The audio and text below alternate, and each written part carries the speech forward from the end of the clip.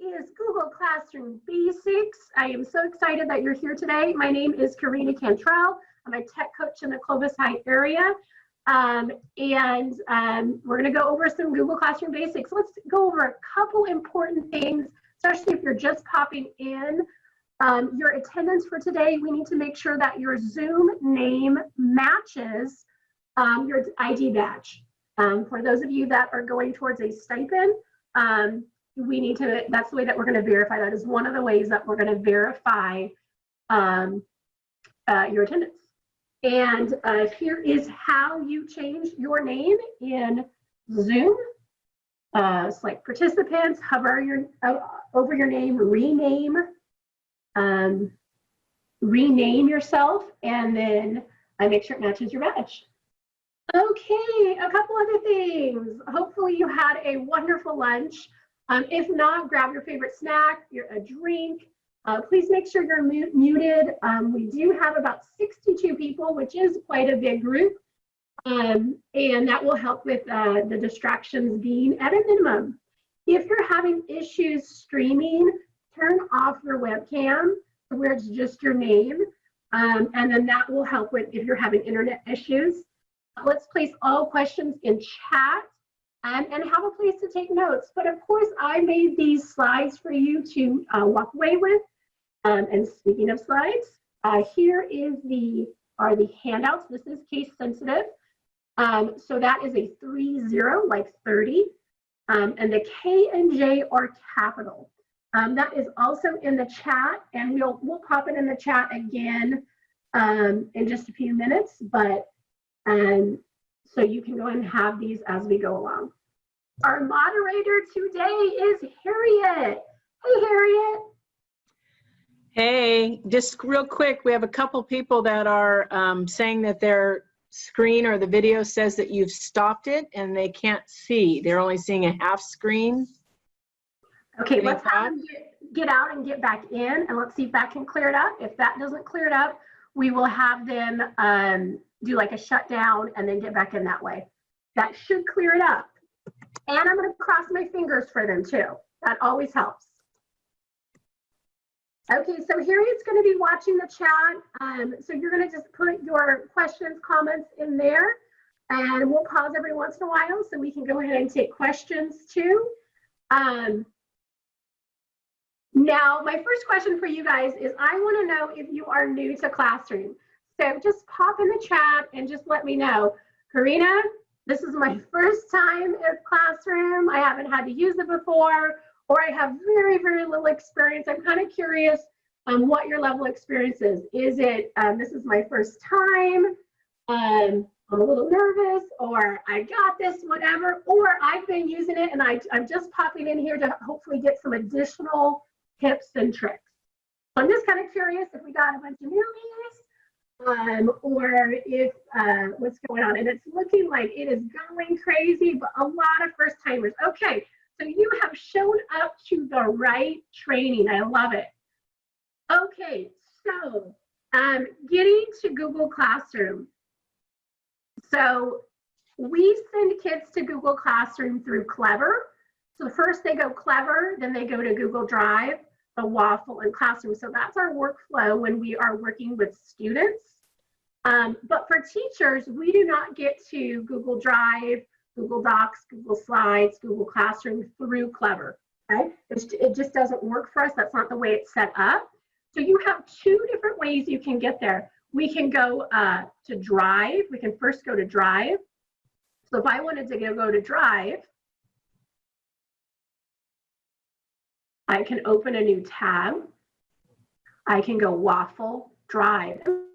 Let me back up just here. So you may be saying, Karina, I can't even get to any of my other tabs because the Zoom link is taking up the whole screen. So if you are the type of person that wants to click along with me, what you're going to want to do is press the Escape key. That will minimize or make your Zoom window a little bit smaller. And then you'll open a new tab. Okay?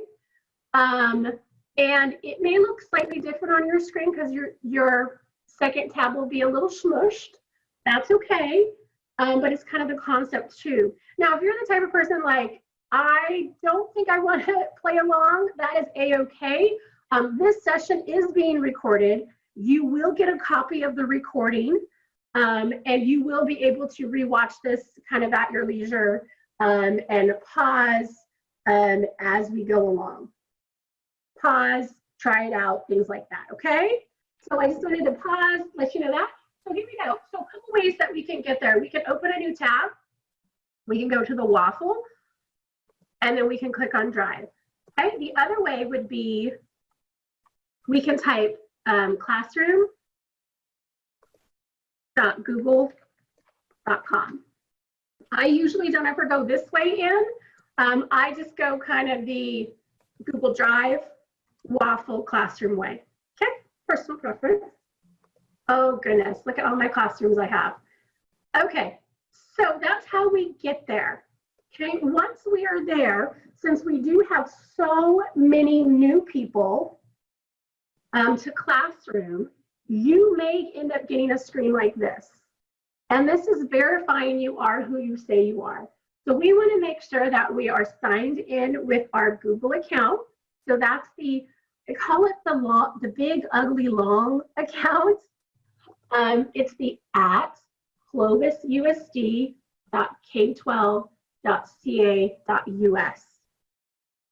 Okay, so we want to make sure that you're not signed in your personal Gmail account and that you are here. So if you get this screen, you're just going to verify that this is your work account and press continue. The next screen that you will see is you want to say, I'm a teacher. I know, I got the hard questions for you after lunch, right? But some people accidentally will say, they'll click I'm a student because they think I'm in a training learning. Nope, we want you to go ahead and click on I'm a teacher. Okay. After that, you will have basically an empty screen because you will not have any classes yet, and that's a-okay. We're going to get you going with your first classroom today. Now, if you are not new to Classroom, you are returning to Classroom, you might have 1, 2, or several classrooms here. So for those of you who already have classrooms, they're potentially could still be there. Here's my recommendation. Clean it up. Clean it up, clean it up. I work with teachers, and a lot of times they say, well, I'll just reuse my old classroom. Well, that usually, the amount of cleanup you're going to have to do to reuse one you used last year, removing the kids, removing the assignments, it's too much. What I want to recommend is that you archive. So to archive, there's 3 little dots right here in the corner. Click on them and then archive it. Archiving it does not delete it. It does not delete it. It just kind of puts it away off this main page so you can have a cleaned up page. And the cool thing is you can still reuse any assignment you created from that classroom.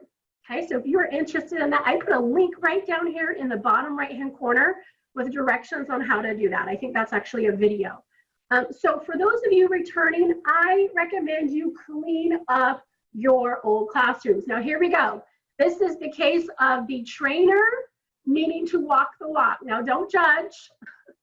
Don't judge me now. I have a lot of classrooms I need to clean up. I work with a lot of teachers, and so I have a ton of classes. And I'll get that cleaned up before the end or the start of the school year. Okay? So there we are. If you are new to the classroom, you're going to be here. If you already have a classroom, it's going to look like this. What I would like for us to do, if you are following along with me, let's go ahead and do that step. I'd like for us to click on the plus sign and then create a class. So we're just going to start a class. It could be one that you are actually going to teach, or it could be a practice one. But we're going to do plus sign, create a class.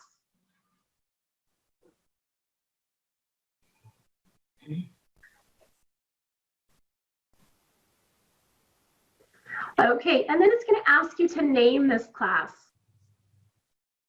You only have to really fill out the very top line. But if you have multiple sections of something, you might want to give a little additional information. So if I were a secondary teacher, I would definitely say period 1, math. Period 2, 8th grade math. Period 3, math 7, right? If I'm an elementary teacher and I really only want to have one Google Classroom, you can. Now, most elementary teachers will have just one classroom. They won't separate it by subjects. But if you really would like to do that, and that's the way your brain works, that's A-okay too, okay? So I'm gonna go ahead and say Ms. Cantrell's class.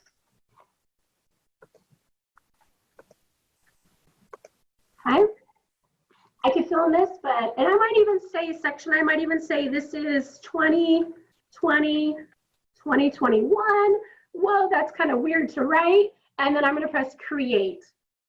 And that's going to automatically start the class. Okay, I'm going to pause right there and see if there are any questions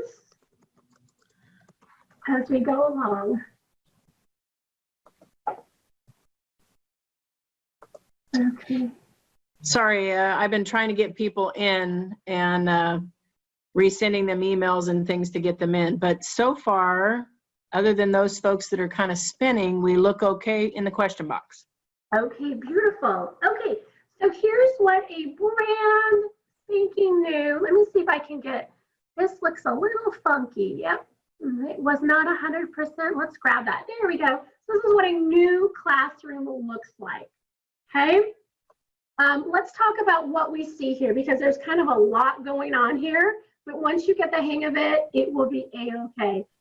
So we have here under what, you know, everything's food in Google. So we've got the waffle over here. I usually call these the pancakes over here. So under the pancakes, I can get to my other classes.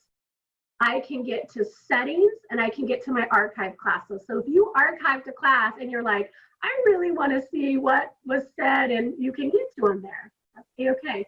And so those are pancakes. This is called your stream. So this very first page is called your stream. Announcements will come up here. A little link to assignments will come up here. That's what this is. Then we have a classwork tab. We'll look at that in a few minutes. People and grades. Students will not have the grade tab, but that's okay. We have here is our class code.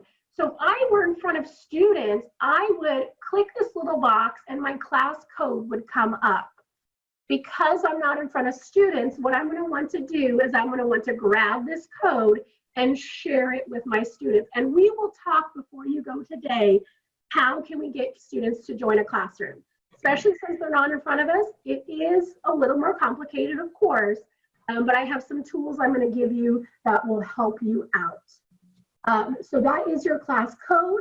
We do not want to share this ever publicly. Do not put it on a website, that a public website. Do not hang it up outside your door. Don't do it. You want to keep it private. Okay. So we have, we can change the theme. We'll play with this a little bit later on. And then this is a spot for you to do an announcement. So this is not an assignment. This is, don't forget to bring your book to class announcement. Just a reminder that unit 4 review is due on Friday. So these are all the reminders, the announcements, jogathon money, things like that. So we're going to pop in. Let's do an announcement. We're going to come in here and we're just going to share something. Reminder.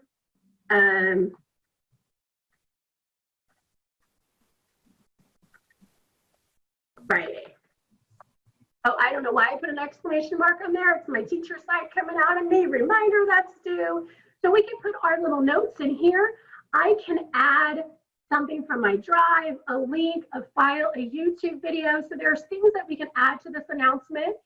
If I have more than one class, one of the things I love about Google Classroom is that I can share to multiple classrooms at one time. So if I'm going to make an announcement and I don't want to have to retype the announcement for every single period I teach, I can click on all of the classes I want it to go to. Okay. I can also, because I clicked on those, I can also come in here and select which students I want it to go to. Usually announcements will go to all students, but if I had students in here, it would say, oh, I only want this to go to my orange group students because it only applies to them, yes? So that is one of the really nice things about announcements. So I'm gonna go ahead and click here, and then I can post it. And then it will show up as an announcement. Okay, so let's pop over to the People tab. And I'm actually going to pop over to a classroom where I have some students in. Now they are adult students, so we don't need to worry about confidentiality. But this is, we're going to pop over here to where it says People. So up here at the top, this is the way we can navigate to the different screens. And we're going to say People. This shows me that I am the teacher. Here are all of my enrolled students. Now, one of the other things I really like about Google Classroom, especially being a former RSP teacher myself, getting work samples and seeing how students are doing in their classes was always, you know, a struggle, especially when they're in multiple classes at the secondary level. They're with multiple teachers. So one thing that we can do is we can add a co-teacher. So if I click in here and I start typing, okay, I'm going to go ahead and add Delane. So Delane is one of my co-teachers I need to have. Maybe Delane is someone in my grade level and you kind of want to see what each other are doing. Your administrator might want to be a co-teacher in your classroom, a reading intervention teacher. Like I said, I was an RSP teacher, so this is a really natural way to kind of see how students are doing. And then I just press invite, and then invitation is sent to that teacher, and they accept it, and then they are a co-teacher. They can come in and look at all the assignments, they can add assignments, they can grade, all of that jazz that co-teachers get to do, okay? So that is one of the things that we really, really like about adding co-teachers. Any questions so far? I think that they're kind of answering for each other. The question was asked, can you do more than one co-teacher? And Aaron said, helped us out and said yes. Yes. There was also a question about mainstream teachers and RSP teachers. So we have the ability to invite them as well? Yes, absolutely. So I believe the max is 10. 10, thank you. So you can have up to 10 co-teachers in a classroom. Now, if for some reason you needed more than 10, I guess an adult could enroll as a student, but that, you know, gets a little funky when you're trying to do your grades. You're like, who is this random kid? Oh, that's right, right? But there's not many reasons that you would need more than 10 co-teachers. A couple that make sense to me, but okay, let's take a look at inviting students to join your class. I know, especially during times like this, this is kind of the time that I would be, you know, let me back up. Let's look at some settings real quick. So I'm going to go back to the stream. And this setting wheel is really important. It's one of the places I go to right when I create a class, okay? So we're going to go setting. And then under setting, we want to take a look at a couple things. We can update the names or the, you know, details of our class. This class code here, I can display it. Just like I said, if I were in front of kids, I would pop this up there and let them enter it. I can copy it.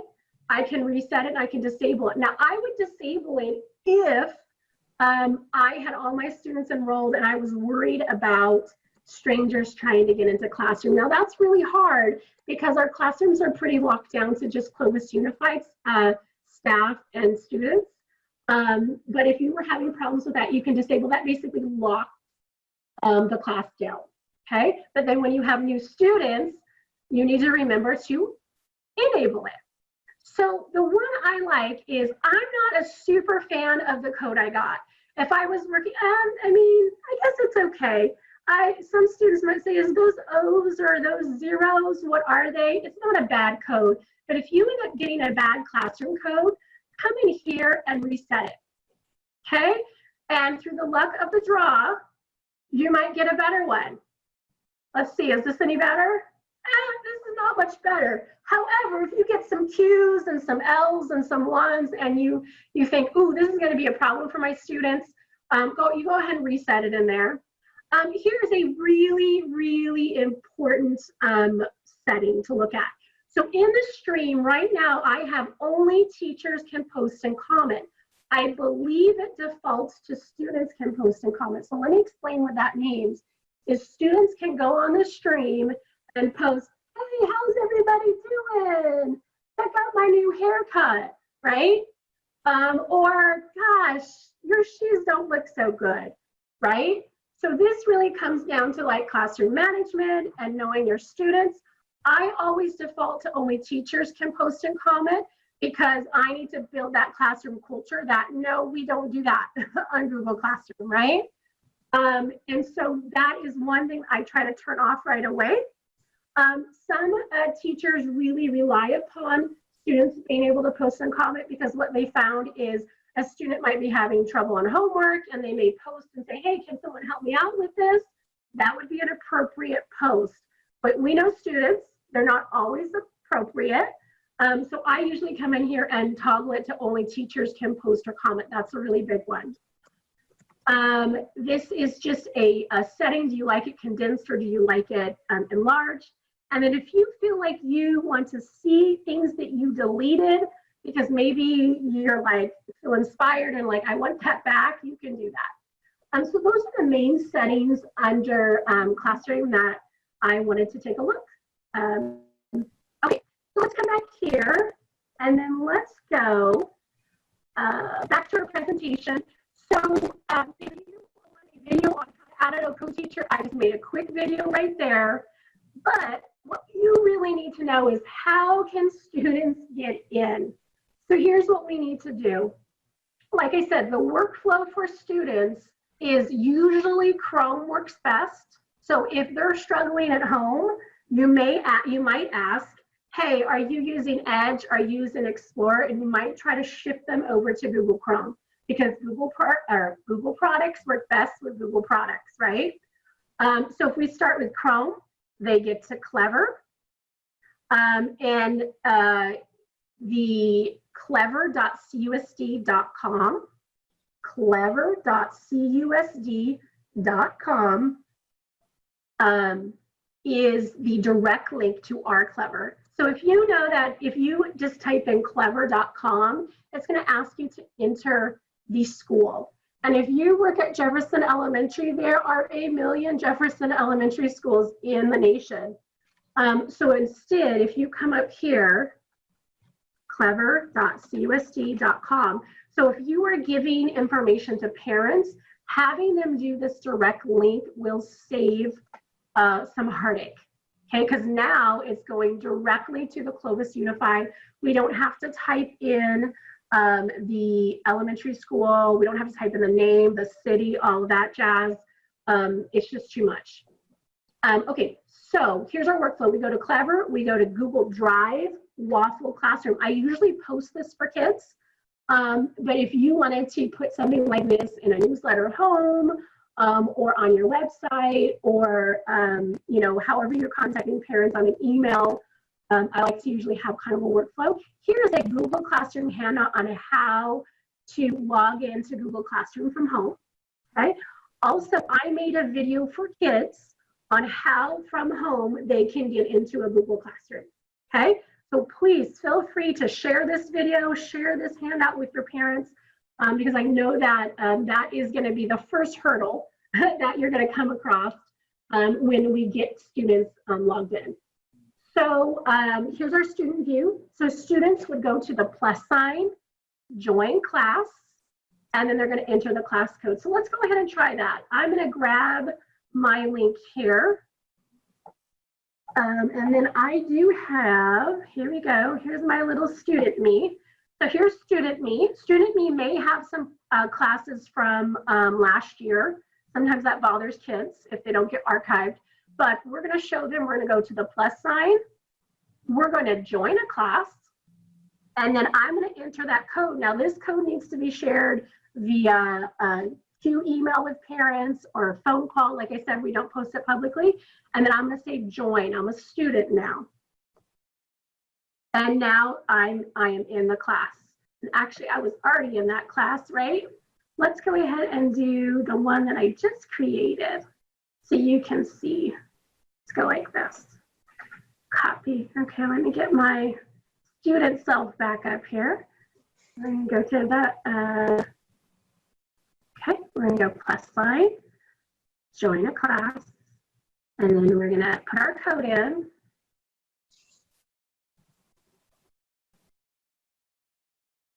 Now they only have to put the code in once, okay? So this is not an every time we come to Google Classroom, they do the join code once. Okay, so now I'm in this new class.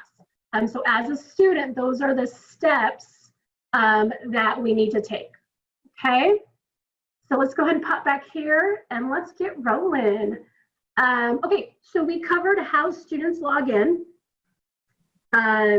If students, let me say this, I wasn't gonna talk about this, but let's say this. If students are on an iPad, they're gonna need the Google Classroom app downloaded, okay?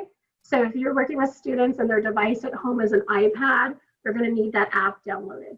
Okay, let's go ahead and post an assignment. So we're gonna go classwork.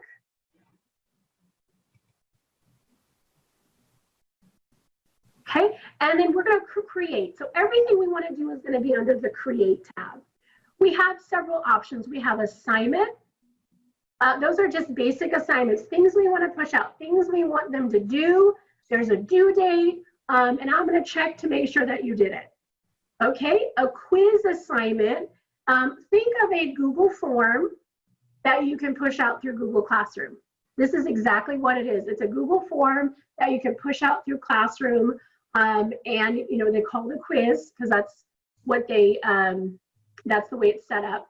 A question is different than a quiz. It is a single question, either a long answer, explain to me why Rome fell, okay, and then they would type out their answer, or it can be a multiple choice question. So this is a one question that you would ask to your students, then they would respond, and it would come all under this one post.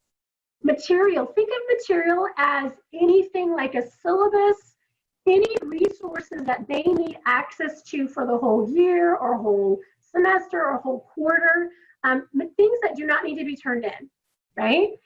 So if you have that how to log into Google Classroom from home video, you can plug that in there as a material. Things like that, okay? And then reuse a post. When I said you can archive your classes, you can reuse a post from an archived class or from any current class you have now. So that could be very valuable to you. And then topics. So think of topics as headers. So this is the way that you're going to kind of organize some of these assignments, because this stream, if you look at my stream, I have no topics on my stream. And so it might be a little hard for a student who to get to assignments and to understand what is what, right? So topics really help to organize your class. And I'll show you how to make those topics in right now. Let's do it. So we're gonna do create topic. And so really this comes down to, how do you want to organize this? Some teachers will do a topic per unit. Unit 1, here's all the resources under Unit 1. Some teachers will do a topic per week. So we're in remote learning right now, so maybe our first topic is week 1 of remote learning, and then all assignments for week 1 will go under that. Okay, so that is a popular way to kind of organize things nowadays. But it could be, like I said, by unit. It could be you know, any kind of way you want to do it. I'm going to go ahead and start with week 1. I'm going to organize it that way because it makes sense for my brain right now. I press add, and then suddenly, where'd you go? Here we go. It's down here. And I can go ahead and drag. So let's say I didn't make topics right away. But I made a topic later on. I can drag, okay, wait, what else was week 1? Okay, this is for week 1, so I can drag it under the topic, okay? So if you decide, oh gosh, I really do need those topics, we can do that. You can do that after the fact and drag them in. So I'm going to go ahead and say week 2. Okay, so here is a suggestion. Let me go ahead and pop over here. One suggestion, I call this the sparkle rainbow unicorn. So anywhere where you see the sparkle rainbow arrow, it means, hold up, here is a really interesting idea for you to consider, or it's really important for you to know. So one of the things that I heard a lot of teachers talk about is having some sort of check-in with students, especially during remote learning. So this could be a check-in form that you put on Google Classroom and they need to do it daily, or maybe you have a check-in form that they do weekly. If you don't have a check-in form, I recommend you consider having a Ask My Teacher form. And if you would like a copy of it, I made a link here where you can grab your own copy. And it's really simple. What's my name? And what question do I have a question and here's what I need help with, right? Because we know students can feel pretty disconnected. And if we place it under a topic called resources or help, and it's always there, then students will be able to have access to it and feel a little bit more connected. So if I do create a topic, and then let's say resources, or if they're little, we can say help. You know, the wording doesn't really matter too much. And if I wanted to grab that, here we go, I wanted to grab this form, I will go ahead and put that in just a couple of minutes, okay? So here we go, resources. So maybe under resources, I have a PDF of how to get to benchmark, okay, for our parents and our students. Maybe I have a PDF on how to do iReady at home. So this would be our resource area. We'll add in also that Google form in just a few minutes too. Okay, I want to pause and just check in and see how everybody's doing. Have you got any questions? Nope, we're doing really good. No questions. Okay, perfect. I'm going to keep talking a million miles a minute. So my apologies, but this is being recorded. Feel free to pause me or stop me with a question in chat. But I just want to make sure that I give you everything you need so you can feel like you can move forward and have some success here. Okay, so let's try another. So we've created topics. Let's go ahead and do a question, okay? So first thing we do is we type in our question.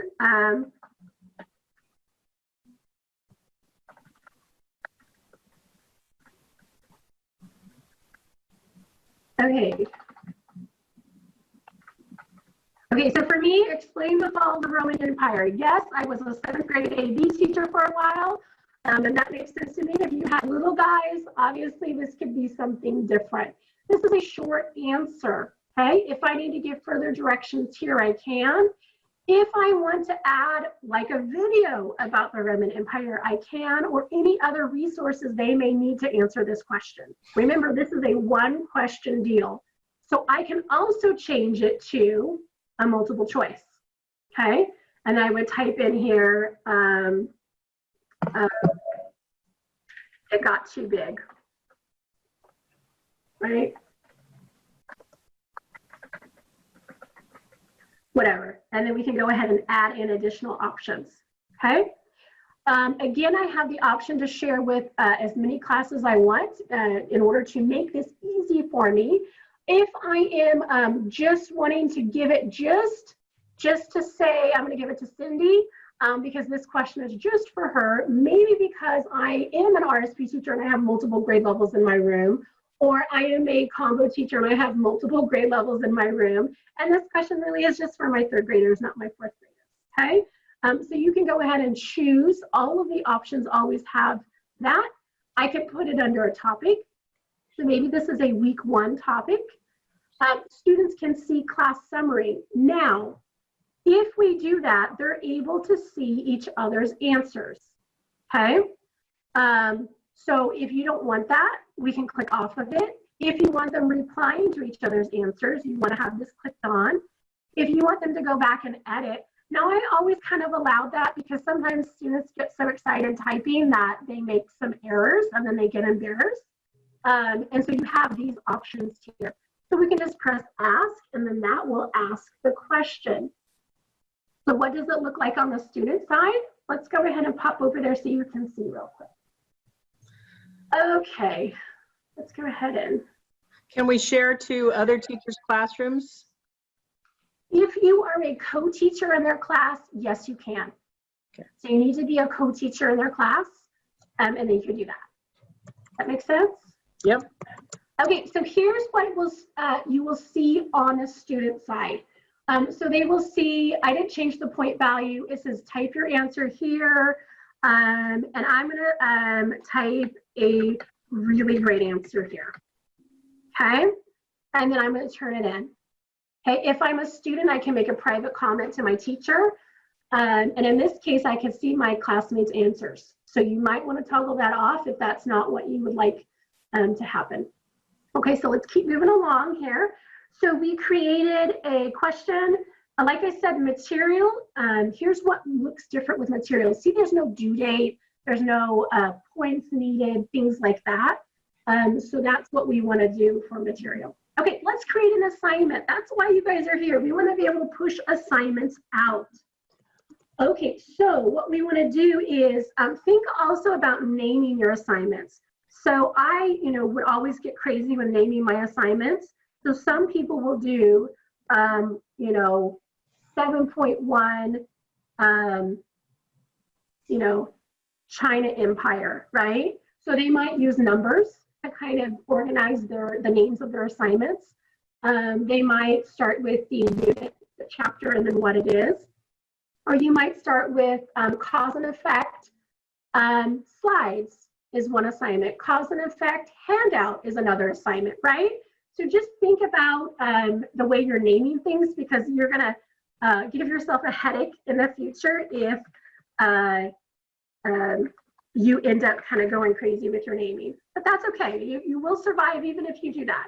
So we've got cause and effect. I can put instructions here, but here's what we need to be able to do. I have a slideshow that in Google Drive, I need them to have a copy of. So I'm gonna say Google Drive. My Google Drive is gonna pop up. It always pops up with the most recent, which I love because I was just working on it. Where did it go? Oh, I was just working on it. Okay. I can also do a search. Okay. Okay.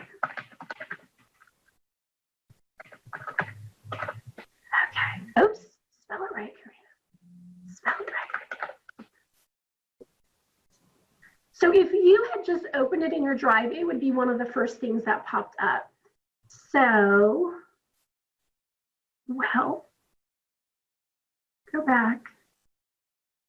Okay, we're going to say counting money. We're going to change it up, okay? So I'm going to change this up to counting money, okay? Money. Yes, that's what happens. Okay, so if I send it out right now, you may give yourself a headache because right now students can view the file. Think of a PDF. So if your goal is I only want them to be able to read it and do nothing with it, this is a-okay. But usually it's not what you want. Usually you want make a copy for each student. What that means is each student will get their own copy of these slides, of this slide presentation. So this is an interactive slide, and so they're going to be moving money around and counting their money and things like that. And I want to be able to know they can do that.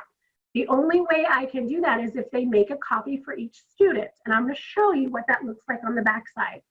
Okay, if I say students can edit the file, what that means is sometimes all chaos will break out until they get a hang of that. That means all students will be on one slide together.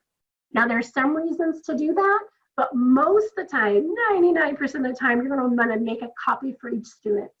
Okay, so I'm going to do that. I can change the point. I can give a due date, and I suggest you do just so that we can have some accountability. This is going to be a week 2, and there are rubrics and plagiarism checker. plagiarism checker. I think I do have a slide on information on that. If you have questions about that, you can contact me a little bit later. It's a little bit more advanced, but we're going to go ahead and do a sign, and that will go out to the student. Can you help them understand the difference between when you're working in it and it's not been posted out? There was a question about, you know, when kids will actually see things when you assign or when you post. Beautiful. Okay. So if I were a student, I would see that immediately. So here's my student. I can refresh my screen and I will see that immediately. So there should be counting money right here. I see it immediately. However, you have the option. So let's go back to cause and effect. So let's say this is what I need it to be. It's all filled out. I can come up here and I can assign. That means they get it immediately. If I do the down arrow, I can schedule for it to go out. So if I want to work ahead and say, I want to get stuff ready for next week, I can schedule when it will be pushed out to students, which is really great, you know, especially for those of us who like to work ahead. If I don't know when I want to schedule, push it out, but I just want to save it as a draft because it's almost ready to go, I just need another part, I can save that as a draft and it will be saved. Okay, so right here, here's my draft. It says draft. So when it's grayed out like this, students cannot see it. Okay? So once it says posted, that means students are able to see it. Okay, so does that make sense? I think that's a great way to kind of get ahead of the game. Okay. Okay, let's go ahead and move on. If I want to reuse a post, it is very, very similar. So what it's going to ask you to do is to select a class that you want to reuse a post in. Okay, so what I'm going to want to do is find a class. Oh, goodness. Yes. Click on it, and then you're just going to say reuse. Okay, like I said, this could be from your archive list. This could be another period if you're a secondary teacher. So it fills everything in just like it was the previous time you posted it, and you can change any of these things before reassigning. So reuse is going to be your friend, definitely moving forward if you do a Google Classroom again as we move forward. Okay, let's talk about little guys real quick because I want to get to grading. So here is one hint, and not necessarily little guys, but when I was working with the little ones, some of them were not reading yet. And so when I said, click on computer skills practice, some of them would just look at me, right? Because they don't know which word is computer skills practice. And so what I started doing is I started putting emojis in my assignments. Number one, they make people happy, right? I don't know. I think emojis can make people happy. The other thing is when I talk to kids, and I was working on, in the classroom, the regular way, the traditional way, I would say, everybody click on the heart, right? Because even when I said, click on computer skills, it's the word with the C, I still would get kids going, what? What is that again? So you might consider just popping in emojis into your assignment. This is one place to get some pretty cool emojis. So if I wanted to grab that heart, I can click heart. Maybe I want a green heart. The other option too is if you have color groups. So if you're doing distance learning and you're still going to be doing your groups and you want to kind of differentiate in your mind, which is this for the red group? Is this for the green group? You can also put an emoji with that color. So that may help you on your end, okay? That's just a tip. Let's go ahead and take a look at grading because you're probably saying, oh my goodness, how in the world do I grade all of this stuff, right? So let's take a look at that. Now, this has a sparkle rainbow arrow because this is really what sets Google Classroom apart and really to me is a selling point when I started using Google Classroom because I can see live what my students are working on, right? So these are not stagnant images. I can click on a student right now and I can see them typing. I can see how far they got on their essay, right? I can comment as they're typing. So this is a huge selling point to basically tracking and monitoring how your students are doing when you're not there with them. So let me show you what that would look like. So here we go, Native American homes. So when I click on here, I can see 1 has been turned in, 6 have been assigned. 6 are not turned in. That's okay. I can still see how they're doing. So I go to view assignment. And now we have kind of, I call this the grid view. So all your students will be listed here. I can click on any of these students and see live what they're doing. So I'm gonna go ahead and click on this student. And then let me go ahead and pop myself right over to here. And I'm gonna go ahead and click on the same thing so you can see me typing. There we go, classwork. Okay, so I am now in this student here. I can see how they're doing. Are they finishing the assignment? But let me go ahead and show you. Let's go here. So this student,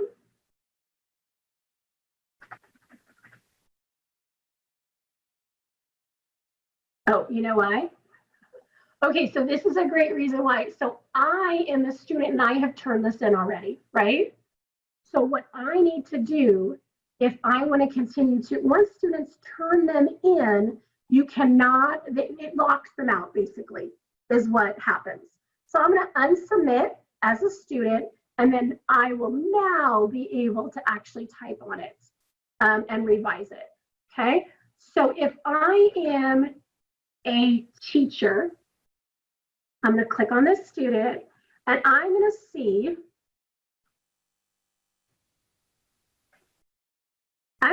that this person, it has not done their opening paragraph. I might even see that this is a blank document, or I might see that they are playing around, right? So have you ever gone onto a document and seen something like this, right? The kid is clearly playing around or it's blank. And so as a teacher, this is the live version. I can come in here and I can go like this, and then I can add a comment, okay? And so if I add a comment, I can say, I need you to complete your writing, okay? And then I'll press comment, and then the student will be able to see it because they are on that same document. So to me, this is the huge selling point of pushing things out through Google Classroom. Even though we're not there with them, I can pop into each one, and here's the other key. Let me go back here. I can now go to my next student, right? Let's go ahead and give, I can go ahead and give this one a grade. Let's say I need to grade it. I'm gonna give them a 70, okay? I can add a private comment that only goes to them, and I can return it. So if I return it, it basically pushes the grade back to them. Okay, so if I press return, it pushes it back to them.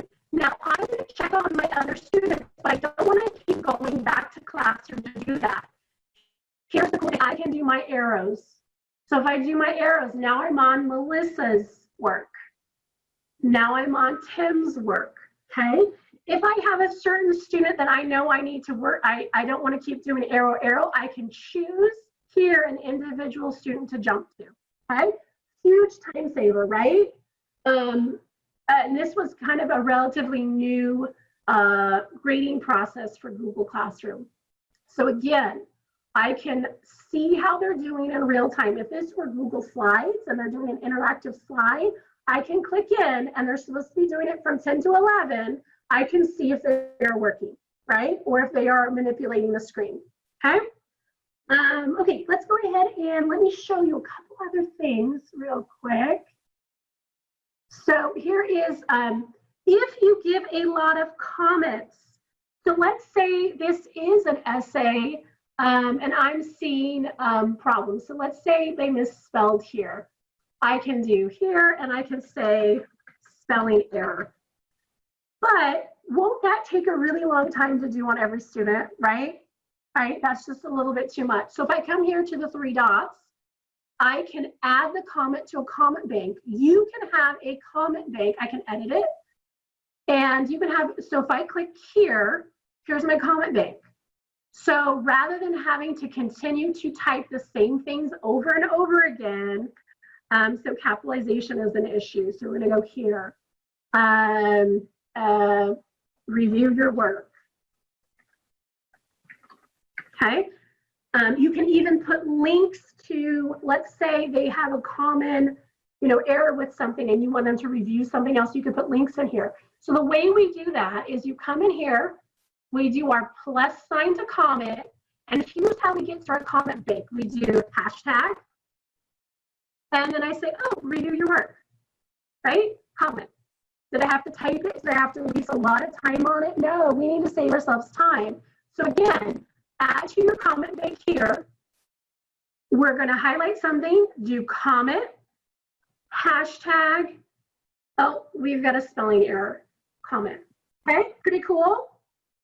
Okay, let's see, we've got just a couple more minutes. Let's make sure I can wrap up everything we need to wrap up.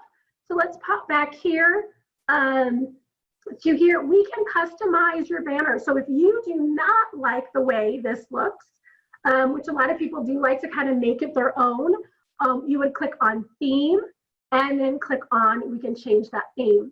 If we come up here, select theme, and then I can go ahead and choose, let's see, let's do some math and science. I like this one. And then it will update my banner. Now, if you are super creative and you really want to make your own, I have provided some information on how to do that. What you would do is you would click upload photo, and then we would select a photo from your computer, okay? And then you would have it, you would crop it. You would have to basically fit it in the box that's provided there, and then it would upload it. Here's a step-by-step guide on how to make your own banner if this is something you're really interested in. Also, I've provided some ideas, some that have previously been made, that you can grab a copy for yourself. And if that ever loads, there's two different sets of examples that you can grab for yourself if you really feel like you want to update the Google banner. If it ever decides to load. Okay. While we're waiting for that to load, questions? Again, nothing has been added in the question bank. Okay. So, teachers have really taken it to another level. Like we are creative people for the most part, right? And so teachers really like that. Let me go ahead and talk briefly about this notifications. So if you go to your pancakes, then scroll all the way down to settings, there are notifications. So if you're noticing, I'm getting notifications for every single post, right? Every single assignment that's turned in, you can turn that off. So that's kind of a preference thing. Let me go ahead and finish up and talk about this. Two things. Additional resources and help. So here's a video on how to start your classroom. You will get a copy of this recording, okay? So I will show you where that's going to be housed. This resource, this slide presentation, you'll also have access to. But if you can't wait for that, here is a video I made about getting started, adding items from your drive, adding a website, things like that, yes? Here is what as a teacher who's used to Google Classroom, here are the things that go wrong. Are you ready? So I can help save you some precious sweat.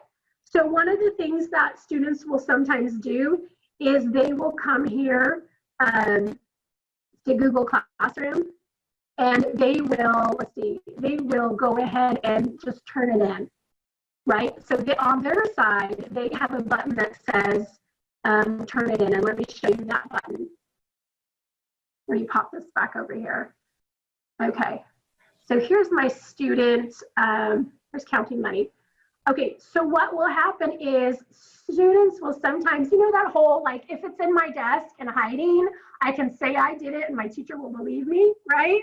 Well, that happens virtually too. So sometimes students won't even do it and they'll just press turn in and you'll get it and it'll be blank, right? So you can unsubmit it on your side and push it back to them. They can also unsubmit it on their side and rework on it. But that is one thing that sometimes kids will try to get away with, right? That we need to know. The other thing is if you are having them do a really, really large project, right? It's just a really, really large project, and maybe it's a big essay, and sometimes it doesn't happen very often. There might be a glitch in the internet at that moment and something might get lost. So if it is a really huge project, you might suggest that they go in and download it, okay? And I can help you with that when it's time, right? If that's something you want to do, but it's just a suggestion. Are there any teachers out there that have seen any other things, or they have any other tips that they want to share before we wrap up? We've got about 3 minutes. So a few of them had some issues with volume. Your presentation was, I guess, kind of going in and out for them a little bit. And so a few of them missed the part when you were doing the banner, customizing the banner. Okay, let's go ahead and pop back over there. So customizing the banner. So we start here with upload a photo. Here are step-by-step guide here also. Then you're going to drag or import an image off your computer, okay? And then it's going to have you resize it so it fits on there. Now, if you would like to see some examples, I have them off here on the right-hand side for examples of what one might look like, or you can get inspired, or all sorts of things like that. Okay. One last thing before we wrap up is you can import classroom grades to Q. Now that's exciting, but let me just kind of put a warning out there. It is very fickle. Things need to be exact. So follow these steps. If this is really what you want to make sure that you import in. You really want to make sure that you are following the steps exactly. Now, do you have to import into Q? You don't have to. What you really could do is do 2 windows. So you would have, so let's say this is my, where's my classroom at? So here's my classroom, here are my grades. So I'm going to go ahead and do here, and then we're going to go ahead and we're going to pretend this is my my Q. So I can have my grades up. This is my student one. There we go. So I can have my grades up here, and then I can have my Q over here, and I can enter it that way too. So that is not fickle, because that's just up to your fingers and making sure that you enter things correctly. But I wanted to point that out, that is an option.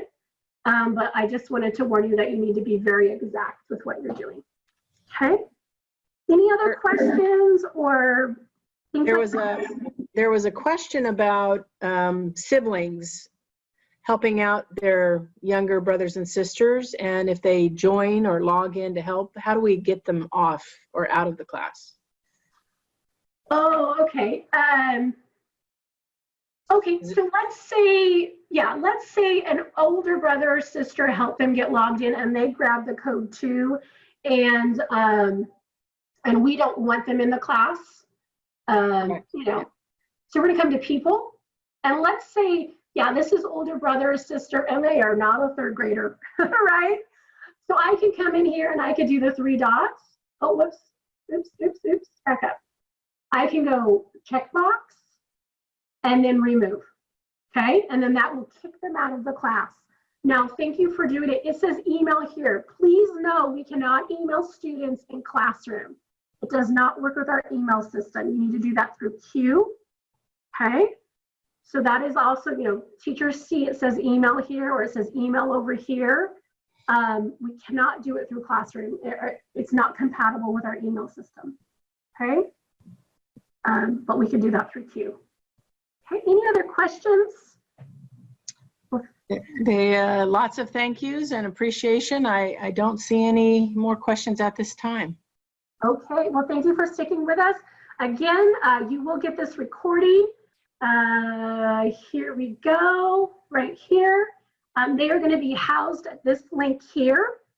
If you need additional help, you can talk to your tech coach. I am the tech coach for the Clovis High Elementary schools and Clark. And so just reach out to your tech coach and they can definitely help you and figure out whatever you're working on and get you going. Okay. Thank you, Harriet, so much. We really appreciate your moderation. Absolutely. Okay, great. Let's go ahead and. Thanks, everybody. Thank you.